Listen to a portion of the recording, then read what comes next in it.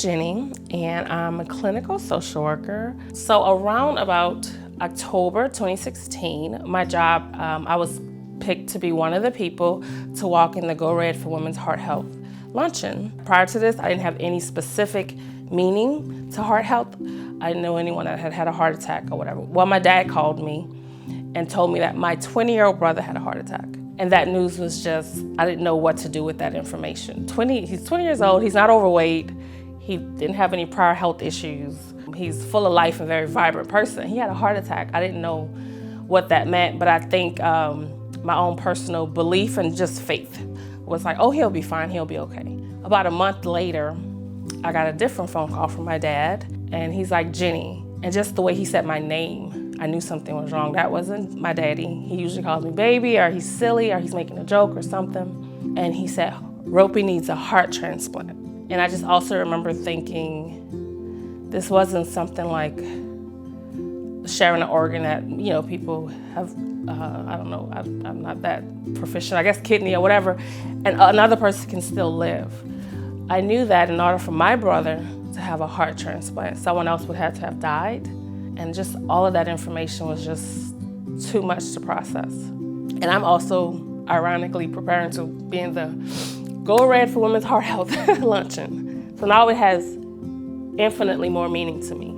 A month later, so we're getting into the Christmas holidays, I go to my family for Christmas, and I remember seeing my brother, and I just remember he looked green. He was much thinner than he normally is. That's Christmas Day, and a couple days later, someone from the American Heart Association was calling me just to touch base with me about the upcoming luncheon and the walk. We just found out my brother needs a transplant.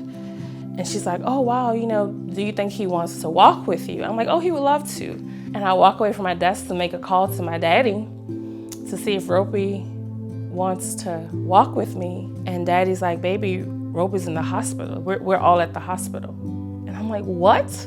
I remember just wanting to get to the hospital as soon as I found out. We just had family all around. My brother's very well loved. They had given him 2 weeks, pretty much 2 weeks to live. Daddy never told us that. And I don't even know what I would have done knowing that. I'm grateful that he didn't tell us that. I called my stepmom to see how he was doing, and she said he got a heart. And I'm like, what? Think about the fourth day with having the pump, a heart came.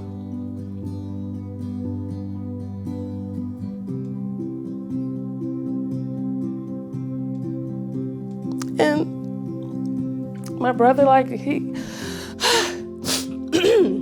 he was able to live because the heart came. I'm grateful.